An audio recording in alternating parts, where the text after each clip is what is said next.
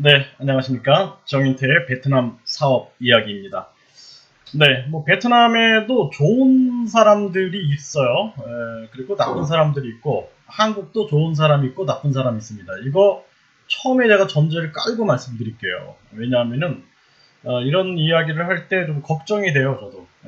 좀 오해가 있을까봐 좀 걱정이 돼서 말씀을 드립니다. 그리고 제가 겪었던 것만 말씀드릴게요. 그래서 오해가 없게끔 그렇게 하고요. 제가 이제 바라는 것은 한국과 베트남의 협력을 원합니다. 한국 사람과 베트남 사람들이 서로 협력해서 윈윈하는 것을 제가 원하기 때문에 또 제가 베트남에서 16년 동안 활동을 하면서 이렇게 횡령을 당한 유형을 말씀드림으로써 한국 분들이 베트남에서 사업을 하실 때 알고 좀 대처하셔라. 그리고 베트남 분들이 이 강의를 이 이야기를 듣는다면은 좀 이런 일도 있구나. 그래서 좀 서로 좀 위로도 해주시고, 근데 또 이런 일이 없게끔 좀 도움도 주시고 이러면은 감사하겠습니다. 그런 취지에서 제가 말씀드리는 거니까 오해가 없었으면 좋겠어요. 제가 이렇게 얼굴 다 오픈하고 저는 국립한국복지대학교의 특임 교수로 있습니다. 그렇기 때문에 제가 그냥 제가 겪은 이야기 그대로 그리고 이것이 공익에 도움이 될 거다라는 생각 때문에 이걸 만드는 거지 다른 생각은 없습니다. 그래서 공익이라 하면 한국과 베트남, 한국 사람들과 베트남 사람들이 좋게 정말 정직하게 협력하기를 바라는 그런 공익적인 마음입니다. 네, 베트남 횡령 유형 제가 이제 저는 한국어 교육하고 한국 유학, 한국 유학 그리고 뭐 호주 유학 이렇게 아일랜드라든지 이렇게 국제 유학 사업을 베트남에서 했습니다. 이때 제가 깜짝 놀랐던 것이 횡령이었어요. 횡령. 근데 저는 이제 제 생각에는 제가 베트남에서 뭐 1인 회사를 설립한다라는 건 상상을 못했고요. 베트남 경찰들이라든지 공안 국가니까 베트남 경찰들 상대하는 것도 제가 힘들고 베트남 공무원들 상대하는 것도 제가 힘들고 그러다 보니까 이제 베트남 파트너를 항상 함께 일하는 형태로 저는 일을 했습니다. 여기서 중요한 거는 굉장한 신뢰거든요. 신뢰고 그런데 횡령이 깜짝깜짝 놀라게 횡령들이 일어났어요. 그래서 횡령 유형을 제가 좀 약간 말씀을 드려보면은 이게 뭐 이제 뭐 식당이 됐던 뭐 커피숍이 됐던 아마 이렇게 적용하면은 충분히 가능할 거예요. 아마 이제 뭐 요즘에는 이렇게 전산화가 많이 돼 있어서 그래도 좀 나을 겁니다. 그런데 그렇지 않은 경우에는 이제 횡령들이 많이 발생이 될 수밖에 없는 거죠. 뭐 처음에는 가장 많이 발생되는 것은 뭐 우리가 간판을 단다든지 또는 뭐 컴퓨터를 산다든지 또는 인쇄기를 산다든지 이럴 때 한국에서도 좀 발생해요. 예를 들어서 뭐 10만 원이면은 20만 원으로 뻥 튀긴다든지 뭐 이런 것들은 아주 자주 일어나는 일들입니다. 그렇기 때문에 또 이것을 한국인이 가서 물어보면은 또 그 사람도 그만큼 또 불러요. 그래서 이게 막기가 상당히 어렵습니다. 그래서 이거는 베트남어를 잘하고 그리고 베트남에서 오래 살아야지만 안 당해요. 그래서 베트남의 뭐 간판 가게라든지 이런 데서 그 사람 말 들어보고 오래 살았다 그러면 물가를 다 아니까 속이지 않는 경우가 있는데 그런 경우가 굉장히 많죠. 그러니까 뭐 이제 한국인들이 언어가 잘 안 되니까 뭐 이거 구입하는 거 도와달라 저거 구입하는 거 도와달라 이렇게 요청을 했을 경우에 발생되는 횡령이 굉장히 이건 뭐 많이 발생이 됐고요. 두 번째는 임대할 때 임대. 제가 임대를 할 때 제가 이제 말이 잘 안 통하니까 베트남 사람이 하잖아요.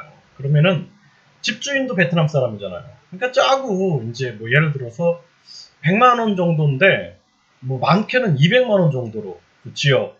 그래서 나중에 알고 보면은 그냥 터무니없이 비싸게 이제 계약을 한 경우가 있습니다. 그러면은 나머지 돈은 누가 먹었을까요? 네, 그런 상황이 발생될 수밖에 없어요. 나중에 이제 제가 알게 된 건데, 뭐 한국인들도 그런 경우가 있더라고요. 예, 그래서 이제 중간에서 돈을 가로채는 경우, 이런 경우가 상당히 많았고, 나중에 이제 그 건물을 돌려주고 다시 받았을 때, 이럴 때 보증금을, 어떤 집주인들은 보증금을 돌려줘요. 근데 중간에서 뭐 이렇게 직원이나 간부들이 가로채는 경우도 있었고요. 그리고 그냥 짜고 뭐 돌려줬는데 반반씩 먹는 경우, 또는 예를 들어서 그 집주인이 아예 그냥 준다 그러고 안 주는 경우, 저는 그걸 많이 당했어요. 그래서 제가 그 보증금을 받았던 경우가, 제가 뭐 집계약을 뭐 진짜 수십 번을 했어요. 16년 동안 수십 번을 했는데, 보증금을 받았던 사례는 딱 2번 있었어요. 2번. 코로나 때문에 너무 불쌍하잖아요. 한국인들 다 망하니까. 저도 이제 코로나 때문에 막 기숙사 뭐 문 닫고 막 그랬어요. 기숙사에 뭐 학생이 있을 수가 없겠죠. 무서워서. 그러니까 그럴 때 보증금을 주시더라고요. 와, 딴 때 같았으면은 준다 그리고 내일 짐 다 빼니까 안 줘버리는 거예요. 그냥 안면 몰수해 버립니다. 깜짝 놀랐어요, 저는. 그렇게 하는 걸 보고 진짜 깜짝 놀랐어요. 분명히 준다고 약속했는데 안 줘버리더라고요. 와, 진짜 뭐 어떻게 할 수가 없는 거예요. 그럴 경우에 뭐 베트남 경찰이, 그 지역 경찰이 다 연결돼 있거든요. 뭐 이겨낼 수가 없습니다. 네, 그런 경우가 되게 많았는데, 코로나 때문에 그렇게 받았던 경우. 또 한 경우에는 코로나가 발생이 됐는데, 이분이 일부를 돌려줬어요. 일부를 돌려줬는데, 그거를 직원이 먹으려고 하다가 제가 베트남어를 읽을 수 있으니까 대신 막았던 경우가 있습니다. 하여튼 항상 정신을 안 차리면 안 되는 그런 게 있고요. 그 다음에 이제 뭐 제가 학비를 받았을 때, 이 베트남이 현금 문화가, 이게 진짜 카드 문화라든지 이런 게 있어요. 항상 현금을 들고 다니잖아요. 그러니까 직원들이 현금을 다 받아버리고 그냥 밑창 빼기는 굉장히 쉬워요. 그러니까 예를 들어서 10만 원을 받아놓고 저한테 줄 때는 뭐 이렇게, 제가 이제 돈을 세야 되는데, 직원 앞에 돈을 세는 게 좀 민망해가지고, 제가 이제 교사 출신이다 보니까 민망해가지고, 이거 안 셌더니, 어느 날 셌더니 10만 원인데 뭐 한 6만 원밖에 없어요. 그런 밑창 빼기도 굉장히 많았고요. 그 다음에 그냥 자기들이 받아버리는 겁니다. 그리고 기숙사 같은 경우에는 진짜 뭐 다 받아버리고 다른 사람이 살고 있어요. 그러니까 틈만 있으면 그냥 자신들이 받아가지고 사용해 버리는 겁니다. 학비도 굉장히 많이 그랬어요. 그래서 출석부에다가 학비를 언제 받았고 어떻게 받았고를 다 기술해서 그거를 항상 관리하지 않으면 안 돼요. 그러니까 베트남에서는 자기가 관리하지 못하면 사업하면 안 됩니다. 거기서는. 정말 제가 이제 가르치는 일을 하니까 관리가 소홀할 수밖에 없었어요. 제가 수업을 해야 되니까. 그러니까 직원들이 돈을 받아놓고 그냥 횡령하는 경우가 상당히 많았고, 유학할 때는 학비를 대학으로 직접 보낸다라는 원칙이 있었거든요. 대학으로 직접 보내야 되는데 큰 돈이잖아요. 막 학비가 1년 학비가 500만 원인데, 베트남에서는 이거 뭐 한 2년 월급이죠. 2년 월급. 그러니까 자기들 통장으로 받아서 내가 보내줄게 하고 하는 경우, 또는 가짜 인보이스를 만듭니다. 근데 이 베트남에서 가짜 뭐 신분증, 가짜 호적 등본, 가짜 성적 증명서, 가짜 졸업장을 만들기 때문에 가짜 인보이스 만드는 건 너무 쉬운 거예요. 그렇게 돈을 자기 계좌로 받아버립니다. 그런 경우도. 또 심지어는 자기들이 이제 가짜 명함들을 만들어가지고 그렇게 돈을 횡령하는 경우도 있었고요. 아주 복잡한 일이 굉장히 많았습니다. 그리고 제일 많은 게 뭐냐면 빼돌리는 거예요. 빼돌리는 거예요. 그래서 학생들이 오면은 다른 데로 빼돌리는 겁니다. 저 사람 베트남 말 못해. 저 사람 뭐 안 좋아. 이런 식으로 해갖고 다른 데로 빼돌려 버리는 거예요. 그리고 유학생들 같은 경우에는 다른 센터로 팔아버리는 겁니다. 그래서 한 명당, 베트남 문화인데 뭐 50만 원에서 한 100만 원 받고 딴 데로 넘겨주는 겁니다. 이런 커미션 문화 때문에 이런 것들이 가능한 게 베트남입니다. 그런 게 굉장히 많았고요. 그리고 뭐 지점 같은 경우를 제가 열었을 경우에는 진짜 뭐 거기는 회사잖아요. 회사인데 뭐 다른 사람을 데리고 와서 거기서 자기 만든다든지 살게 만들어 가지고 그쪽에서 자기가 이제 임대료를 받아버리는 거죠. 임대료를 받는다든지. 그러니까 관리가 안 되면 하면 안 되는 거예요. 뭐 쉽죠. 거기서는 이제 뭐 학비 횡령부터 그냥 모든 게 이제 쉽게 발생될 수밖에 없고, 또는 거기서 자기 사업을 해버리는 겁니다. 자기 사업을 해버리는 거예요. 그러니까 저는 임대료만 내주는 격이 되는 거죠. 예, 그래서 이런 뭐, 그러니까 눈에 안 보이면은 충분히 횡령이 가능한 사람들도 있다. 네, 근데 반면에 좋은 사람들도 있겠죠. 예, 좋은 사람들, 뭐, 정직한 사람도 있겠죠. 없으면 못 살죠, 세상이. 있겠습니다.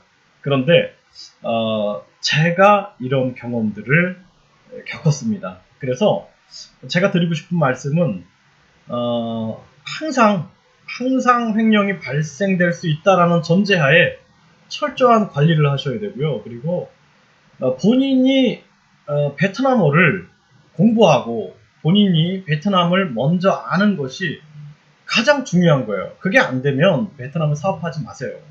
절대 하지 마십시오.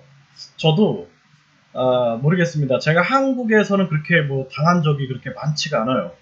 왜? 한국어도 알고 한국 법도 알고 뭐 한국 사람들 알잖아요. 말만 들어도 저 사람이 어떤 사람인지 조금 알 수가 있잖아요. 근데 베트남은 베트남 법도 모르죠. 베트남 뭐 경찰도 잘 모르죠. 또 베트남은 사회가 사회주의죠. 공산당이 일당 독재하죠. 한국 사회하고 다릅니다. 그러니까 여기 들어온 한국인들도 베트남에 적응해 버립니다. 인간은 적응의 동물이잖아요. 그렇기 때문에 베트남에서 한국인들도 뭐 믿을 수 있는 분도 있어요. 예, 좋은 분 많습니다. 그런데 조심하십시오. 왜냐하면 베트남에 한국에서 도피범들 또는 도피자들, 한국에 적응 못하고 취업 못하고 도피한 사람들, 또는 베트남이 좀 쉽다고 생각하는 거죠. 예, 좀 후진국이고 한국보다는 만만하게 생각하고 들어와서 좀 인격적으로 준비 안 돼 있는 사람들, 그런 사람들도 있습니다. 반면에 굉장히 훌륭하신 분들도 많아요. 네, 그런 분들은 만나서 사업 같이 하지 마시고 같이 그냥 커피 한잔 마시면서 좋은 말씀 듣고 힐링하시고, 예, 그렇게 하면 좋겠습니다. 괜히 같이 사업하다가 상처받고 그러지 않았으면 좋겠어요. 그래서 뭐 잘 아시잖아요. 제일 더러운 분야가 정치하고 사업입니다. 그래서 그 뭐 우리 대기업들 보면은 어때요? 뭐 사업하면서 부모 자식 간에도 싸우고 형제들끼리 싸우는 거는 뭐 일도 아니죠. 그거는 뭐 일상입니다. 일상. 그렇게 지저분한 곳이 사업하는 분야고, 정치 어떤가요? 개판이죠, 개판. 네, 한국 정치판 보세요. 개판이잖아요. 그래서 사람들이 정치하지 말아라, 사업하지 말아라, 이런 얘기 많이 합니다. 네, 그 저도 뭐 정치판에도 있어보고 사업판에도 있어보니까 진짜 많이 느낍니다. 예, 그냥 옛날에 저는 꿈이 그냥 시골 학교 교사 하면서 씻으면서, 제가 국어교육과 출신이니까 그렇게 살기를 바랬는데, 어쩌다 보니까 사회 나와서 별의별 경험들을 다 했습니다. 근데 그 덕에 저도 많이 배웠던 것 같아요. 특히 이제 베트남 같은 경우에는 많이 배웠습니다. 정말 제가 베트남에서 정말 많이 배웠어요. 그래서 뭐 후회는 없고요. 그리고 또 베트남에서 좋은 사람도 많이 만났어요. 특히 이제 베트남 시골 가면은 그 가족의, 막 동네 사람 다 모이고 사촌, 팔촌까지 다 모여서 환영해주고 막 이런 거 보면은 따뜻한 가족에 제가 정말 감명을 받았습니다. 예, 그래서 제가 베트남을 너무 좋아했고, 그래서 베트남에 와서 뭐 힐링도 많이 됐어요. 그래서 베트남에 당한 것도 많지만 힐링도 많이 됐기 때문에 뭐 베트남을 미워하거나 뭐 이런 건 없습니다. 예, 제가 감사하죠. 항상 감사하고. 네, 베트남 횡령 유형에 대해서 오늘 말씀을 드렸고요. 그리고 제가 경험한 얘기만 말씀을 드렸어요. 그리고 좋은 사람들도 있다. 좋은 사람 없다고 생각하지 마세요. 좋은 사람 있고, 그 사람 만나는 거는 여러분들의 노력에 따라 다릅니다. 그래서 여러분들이 베트남어 공부하고 또 좋은 사람이 좋은 사람을 만나겠죠. 네, 그렇게 생각을 합니다. 네, 궁금한 점 있으시면 질문 주시면은 16년 경험을 바탕으로 여러분들께 정말 도움이 될 수 있는 말씀을 드리도록 하겠습니다. 감사합니다.